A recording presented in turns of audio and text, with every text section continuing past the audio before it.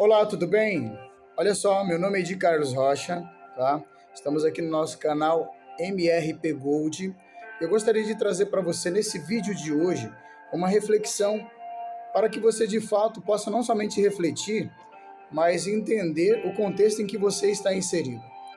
Hoje eu vou falar um pouquinho sobre expansão. Inclusive, lendo um pouco esse livro aqui do Adriano Godoy, eu consegui chegar a algumas profundas reflexões, como por exemplo, para expandir, para crescer e me desenvolver, tudo isso demanda um pouco de dor.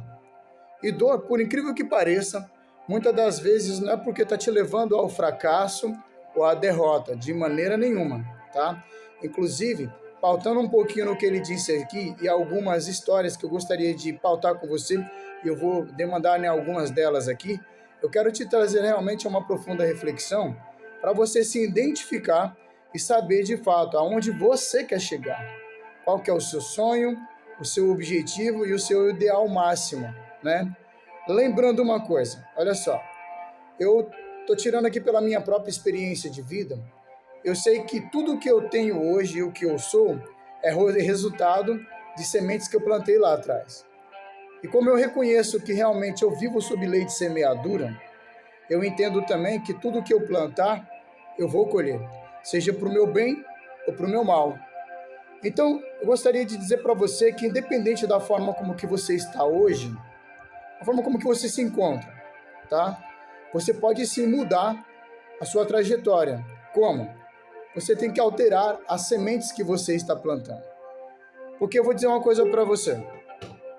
Enquanto você estiver fazendo as mesmas coisas, é lógico, você vai continuar obtendo os mesmos resultados. E aí eu quero levar você também a refletir em uma história, tá? Que para mim marcou muito quando eu conheci ela mais profundamente e entender como que uma pessoa que sonha, como que uma pessoa que tem sonhos audaciosos, tem metas audaciosas, realmente elas conseguem sobreviver até a realização dessa meta e sonho que tem. O que impulsiona essas pessoas?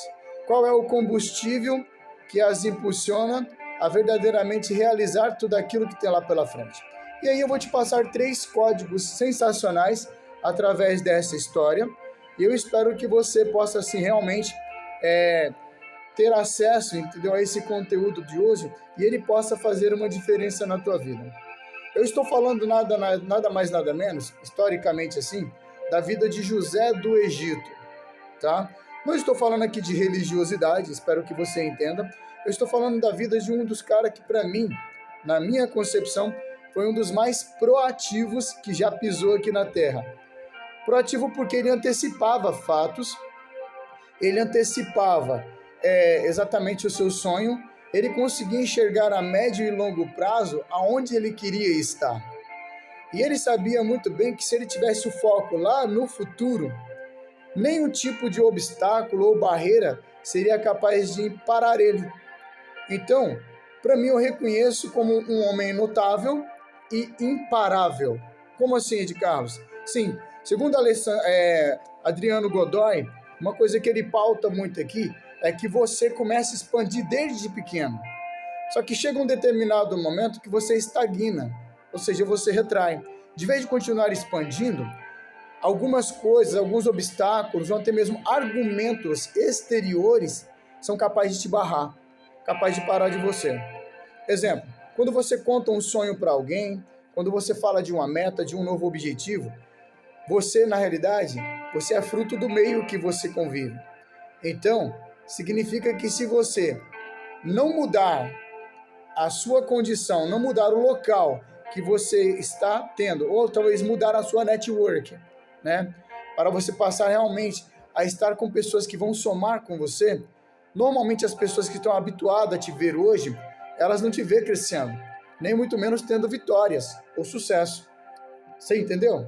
Por que muitas das vezes você faz algum comentário como assim, nossa, eu tenho um sonho de empreender, de fazer algo assim incrível.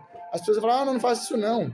Ou algumas pessoas têm aquelas crenças limitantes, dizer para você, por exemplo, que olha, ninguém mais fica rico nesse mundo, entendeu? Ou que, por exemplo, atribuir a riqueza como algo que vai te levar para o inferno ou para algum lugar ruim. Ou que rico não é bom. Você está entendendo? São crenças que foram criadas e, incrivelmente, talvez no seu subconsciente aí, né? Você aprendeu também dessa forma. Foi dito para você que você teria que estudar, procurar um trabalho, talvez na CLT, para poder, assim, se destacar na vida. Sendo que, na realidade, nós vemos inúmeras pessoas, como, por exemplo, eu posso dizer para você, sem medo de errar, cerca de 1% da população mundial vive o que é épico, come o melhor da terra. Por que que você tem que viver na escassez? Por que que você tem que viver sofrendo, contando cada centavo para pagar suas contas? Será que não tem alguma coisa de errado? Porque as mesmas 24 horas que aquelas pessoas têm, você tem. Será que, por incrível que pareça, você vai ter que pagar um alto preço e viver na miséria para garantir, talvez, quem sabe, o seu lugar no céu? Sendo que não tem nada a ver isso aí. Talvez foi uma filosofia que foi dita errada para você.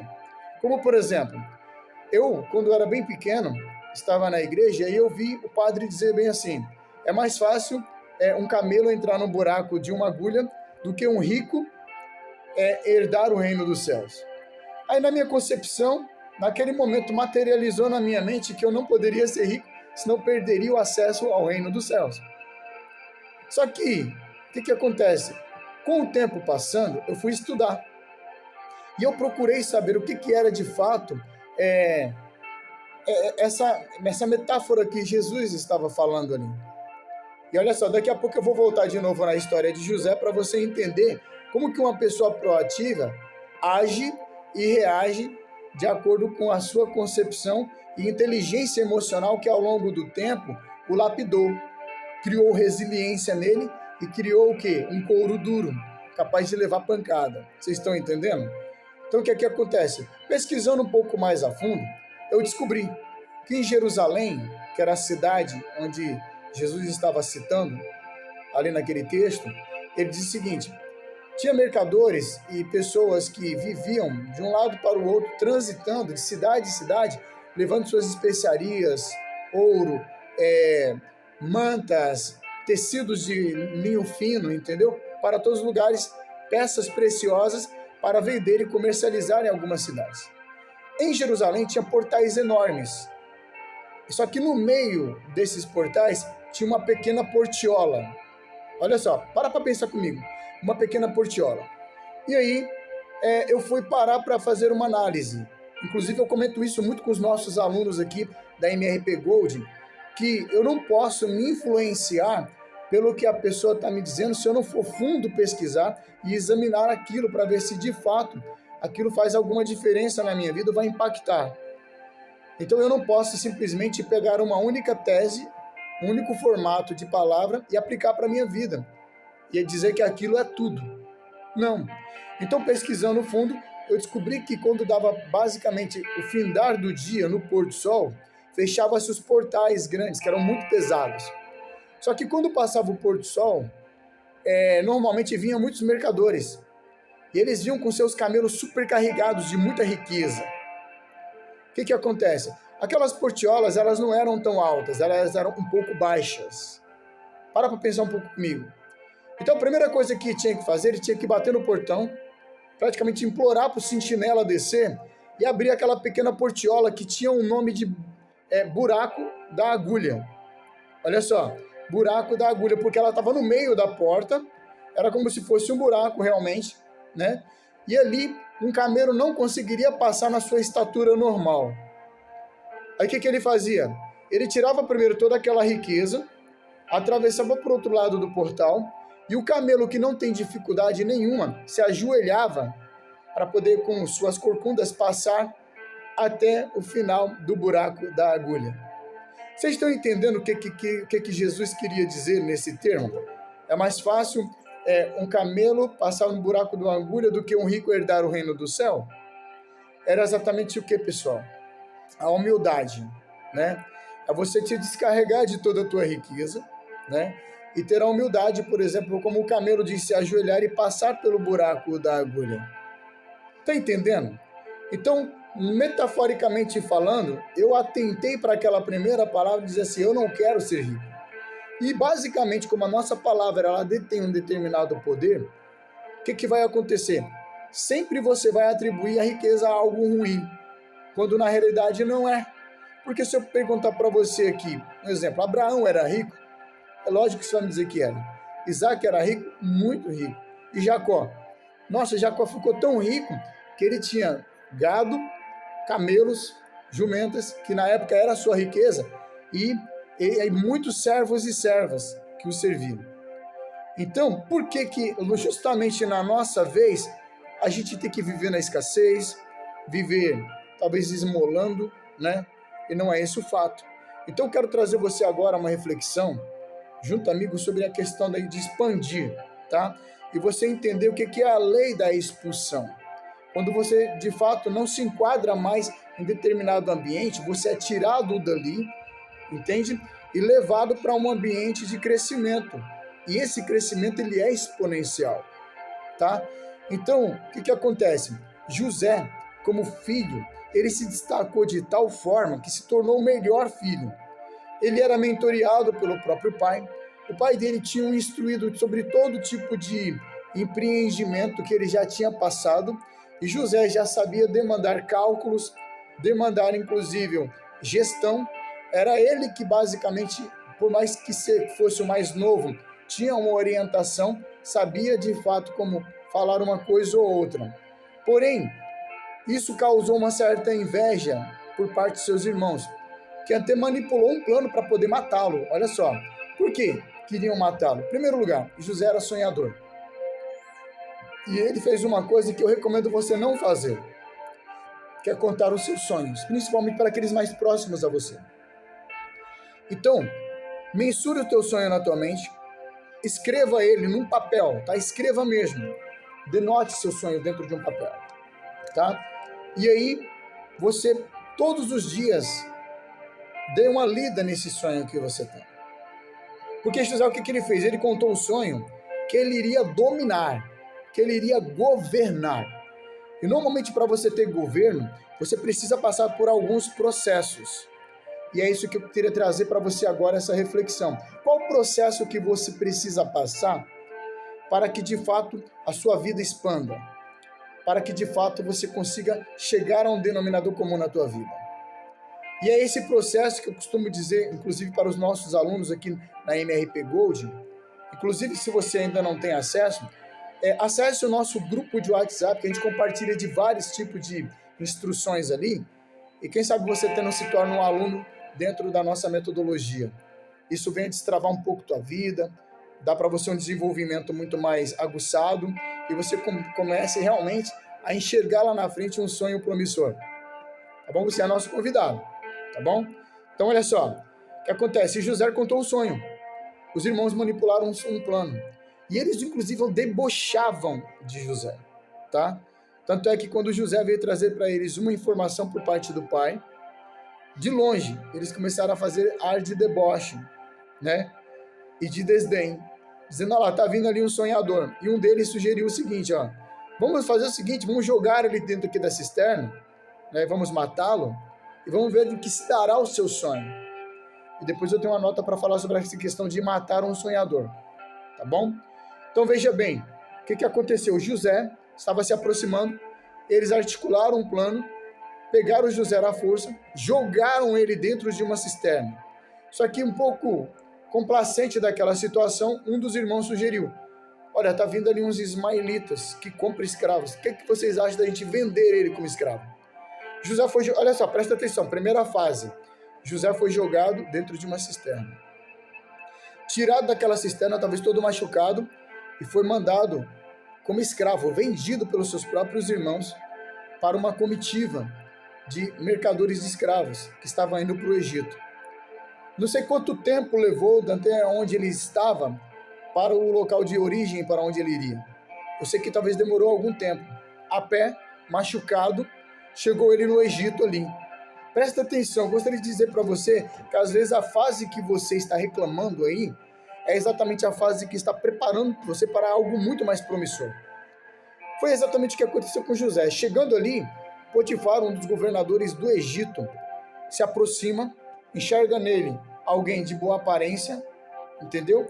Um escravo, que agora é levado para sua casa. Como governador, ele agora impõe sobre José um fardo, um cargo. Ele seria escravo. Porém, José, ele era tão proativo que mesmo como escravo, ele começou realmente a dar o melhor de si. Tanto é que isso foi tão notório que Potifar começou a observar. Rapaz, tudo que esse cara toca vira ouro. É um cara que realmente está longe de ser simplesmente um escravo. E aí, Potifar agora coloca ele a cargo de toda a tua casa e de todos os seus negócios. E José começa a gerenciar. José foi expulso pela primeira vez do meio dos seus irmãos. Só que José começou a se destacar tanto agora também na sua segunda fase, como escravo, que estava gerenciando, que também foi expulso da casa de Potifar, porque ele já não cabia mais ali. Ele já estava tão preparado, tão moldado, tão lapidado, que já não era mais o local onde ele poderia estar introduzido. Vocês estão entendendo? Agora, para pensar comigo. José, como articulação da mulher de Potifar, joga ele dentro de uma prisão. E ele vai para a prisão. Na minha concepção e na sua, não sei, levando você a avaliar um pouco sobre isso, imagina só uma coisa. José foi jogado dentro de uma detenção. Ele poderia muito bem cruzar os braços e falar, olha, eu não quero mais viver essa vida. Poxa, eu dou o melhor como filho e não sou correspondido. Eu dou o melhor como escravo, também sou maltratado e jogado dentro de uma prisão. Só que não foi isso que passou pela mente dele, porque José é um sonhador, tá? E um sonhador proativo. O que é proativo? Ele é ativo ao extremo. Ele não está como medianos, vivendo na mediocridade. Não. Lá dentro da detenção, José se transforma num grande conselheiro. Uma pessoa fora da curva. Ele começa não somente a dar conselho, mas como também ele era um sonhador, sabia decifrar sonhos, ele começou a decifrar sonhos de alguns homens ali dentro. Inclusive de dois que eram muito próximos ao rei. Tinha uma proximidade muito grande. Olha só a network que ele está estreitando. O que eu gostaria de dizer para você? Você tem que parar de ser fruto do meio, entendeu? E começar a buscar realmente aquele grupo que mira no mesmo alvo que você. Pessoas que têm o mesmo tiro de liderança, pessoas que enxergam com o mesmo olhar que você tem de futuro, e aí essas pessoas sim podem ajudar você a alavancar, tá? Então está ele ali, daqui a pouco chega dois homens muito confusos com os sonhos que tiveram, um era um padeiro do rei e o outro era o copeiro do rei. O padeiro não recebeu uma boa notícia, disse que seria enforcado, tá? Porém, o copeiro recebeu uma linda notícia, disse que seria restabelecido o teu cargo novamente e ele voltaria a servir diante do rei. Alguém de muita confiança, porque alguém para servir o vinho do rei não era qualquer pessoa. Então ele seria chamado de novo para dentro do palácio. Só que uma coisa eu achei interessante. Quando José está num diálogo bacana com o copeiro, ele diz o seguinte para o copeiro, olha só, amigo, quando você estiver lá na presença do rei, lembra de mim, ou seja, faça referência da minha pessoa. Se somei algo na tua vida, fala de mim para o rei. Só que passou um tempo, talvez um pouco cansativo e exaustivo, José continuou ali, tá? Continuou naquele mesmo lugar. O copeiro esqueceu dele. Porém, dado um momento que ele já não cabia mais dentro daquela penitenciária, dentro daquela detenção, presta atenção, ele teria que ser expulso dali. Só que aí, a gente não sabe como, mas Deus mexe os seus dedinhos, né? E o faraó tem um sonho. E ele fica muito confuso e não tem ninguém no reino capaz de decifrar aquele sonho. Até que chegou, né, aos ouvidos do copeiro, e o copeiro chegou diante do rei, que tinha essa proximidade, falou, olha rei, eu conheço um cara, entendeu? Fenomenal, inclusive ele que decifrou um sonho, disse que eu estaria de novo aqui na tua presença servindo-te, né? E esse cara é top, ele pode sim decifrar o seu sonho. Ele tem essa capacidade. Só que José não era só um decifrador de sonho, era um exímio administrador. Era alguém que aprendeu a administrar na casa do pai, administrar como escravo, administrar como detento, e agora estava preparado, porque todos esses processos só estava preparando ele para que ele reconhecesse, né, realmente aonde ele queria chegar. E seus objetivos jamais seriam frustrados, porque ele tinha um propósito em sua vida. E o propósito dele era o quê? Governar. Está entendendo, gente? Governar. E aí, o que acontece? Ele é chamado diante do rei. Deram-lhe um belo de um banho, cortaram o seu cabelo, colocaram uma bela de uma vestimenta e ele se posiciona diante do rei. O rei fala para ele, olha, eu tive um sonho aqui meio obscuro, não estou conseguindo decifrar.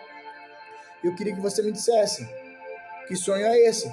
Eu vi, por exemplo, vacas magras engolirem vacas gordas e espigas mirradas engolirem espigas fartas. O que significa isso? Aí José falou, olha, seu sonho é simples. Olha só, aqui no teu reinado vai ter aí cerca de 7 anos de muita abundância, prosperidade, muita riqueza. Tudo que plantar vai dar em fartura. Porém, virão 7 anos posterior a esse, em que haverá uma escassez muito grande na terra. E você também será afetado por isso. Aí, assim, o que eu te recomendaria fazer? Nesses 7 anos que vai haver escassez, desculpa, gente, nesses 7 anos que vai haver abundância, que vai haver fartura e riqueza, você guardar, armazenar em celeiros enormes, entendeu? Bastante estufas, 1/4 de todo alimento que for produzido. Para que nos 7 anos de miséria e escassez, você seja um celeiro do mundo. Aí o rei olhou para um lado, olhou para o outro e disse, onde eu arrumarei alguém com essa capacidade de poder fazer gestão de tudo isso que você acabou de me falar? Alguém que tem a Deus. Aí ele olha para José e fala, olha, você será o meu administrador. Você vai governar. Acima de mim, ninguém domina, só que você irá dominar sobre todos abaixo de mim. Deu a ele um anel de sinete, que significava governo, sabe? E José começou a governar dali para sempre. Agora eu gostaria que você, mesmo que você tivesse esquecido de tudo que eu falei até agora, tá?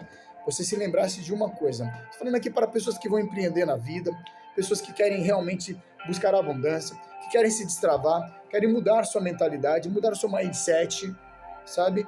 Para algo muito mais evoluído, você entender. Se você esquecer de tudo, lembre disso aqui, tá? Lembre disso aqui. José começa a governar. Constrói diversos celeiros, 1/4 de todo o mantimento é colocado ali, só que aí vem os 7 anos de miséria. E ali existe uma fartura enorme estocada, sabe? E aí começa a vir gente de todos os lugares do mundo procurar socorro lá no Egito. E aí nesse momento, sabe quem aparece? Os seus irmãos. E é isso que eu gostaria de denotar para você, tá? Quando aparecem os seus irmãos, ele dominava, ele já era governo, ele tinha poder de conseguir de mandar fazer o que quisesse, inclusive de mandar matar, se ele quisesse.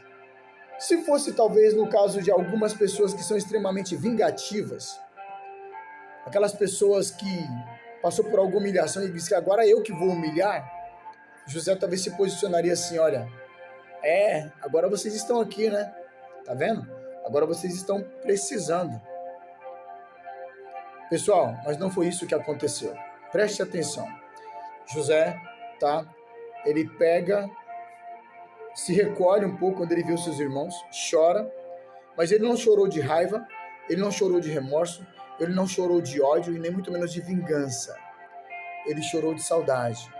Quero o sangue dele. E uma coisa incrível, José faz, depois se você quiser, entra lá no Gênesis e lê sobre a história, você vai entender, tá? Eu estou falando aqui historicamente de um exímio proativo, um homem que se destacou por excelência. Sabe o que acontece? Ele olhou para si e falou, opa, peraí, eu já expandi. Eu expandi mentalmente, eu expandi espiritualmente, eu expandi em riqueza, eu expandi em poder, em governo. Então, o que eu vou fazer agora? Ele entendeu cada fase e cada processo por onde ele passou. Ele sabia que ele não poderia governar lá dentro da casa do pai, ele não poderia governar como um escravo, ele não poderia governar como um detento, mas que tudo isso serviu de escola para ele. Tanto é que depois que ele faz lá um reconciliamento com seus irmãos, e ele tem de misericórdia por parte dos seus irmãos, trazendo todos eles para se fartar junto com ele ali no Egito, constrói casas e traz seu pai, traz seus irmãos, traz suas irmãs, todo mundo vem para ali, para dentro do Egito e tem fartura de coisas. Vocês estão entendendo? E é uma palavra que demanda aqui no meu coração e que impactou minha mente muito. Falei, rapaz, como que pode a pessoa não se vingar depois de tudo que os irmãos fez com ele? Aí ele chega nos irmãos e fala o seguinte: pessoal, não se preocupem, vocês simplesmente foram usados em uma das minhas fases para me tirar de onde não me cabia para governo e me mandar para que hoje, onde eu estou, eu pudesse sanar as suas necessidades. Aí eu te pergunto, tudo bem que tem pessoas que falam mal dos seus sonhos, talvez não acreditem em você, talvez não tenham nenhum tipo de crédito a seu favor, mas eu gostaria de dizer para você o seguinte, 3 conselhos aqui, tá? Primeiro deles, não conte seu sonho para ninguém, viva o seu sonho, mas viva ele dia após dia, viva ele hoje, e comece já a escrever esse sonho no papel, e já mapeie seu sonho, delimitando metas longas, médias e de curto prazo. O que você vai fazer hoje para realizar seu sonho? Então, a primeira coisa, não conte seu sonho para ninguém. Segunda coisa, não reclame independente da circunstância que você está inserido hoje. Não murmure, não reclame e seja grato. Seja grato pela sua condição atual, porque isso aí é apenas um momento, é apenas uma fase. E você vai transpor essa fase, romper essa barreira e conseguir se reinventar num cenário que aparentemente parece caótico, mas é só um preparo, é só uma escola para você. E terceira e última coisa, tá? Viva o hoje como que você já estivesse realizado o seu sonho, tá? Então, quando você escrever hoje, fala, ó, eu já me vejo, entendeu? Eu já me vejo uma pessoa abundante, já me vejo uma pessoa saudável, já me vejo uma pessoa sarado, como quem quer fazer uma academia, já me vejo realizado, já me vejo agora, entendeu? Então você tem que viver isso. E dentro desses 3 conselhos, tem um último. Se o meio que você está introduzido hoje não compartilha e não conspira para você evoluir, mude seu meio, tá? Substitua a tua network urgentemente e comece a mensurar em grupos ou em meios que de fato tenham o mesmo ideal e propósito que você. Inclusive, se você ainda não tem esse meio, eu te convido, venha fazer parte conosco do nosso grupo. Inclusive tem um bônus especial preparado lá para você. É simples, é só você entrar para o grupo, está aqui abaixo, entendeu? E venha conosco compartilhar. Se servir de alguma forma esse vídeo para você, deixa aquele like aqui, tá bom? Se ele também de alguma forma conspirou para mudar um pouco da tua mentalidade, compartilhe com outros amigos que você gostaria que tivesse juntamente conosco aqui e com você, é claro, tá bom? No mais, meu nome é Edi Carlos Rocha. Se você ainda não é inscrito aqui no nosso canal, se inscreva aí no canal, tá? MRP Gold, e venha fazer parte, sim, de uma família que está crescendo, uma família que é uma rede proativa, crescente, de mentoria que, de fato, está destravando a vida de milhares de pessoas, tá bom? Fica aqui meu abraço, e uma coisa que eu desejo no fundo do meu coração é que Deus abençoe sua vida abundantemente.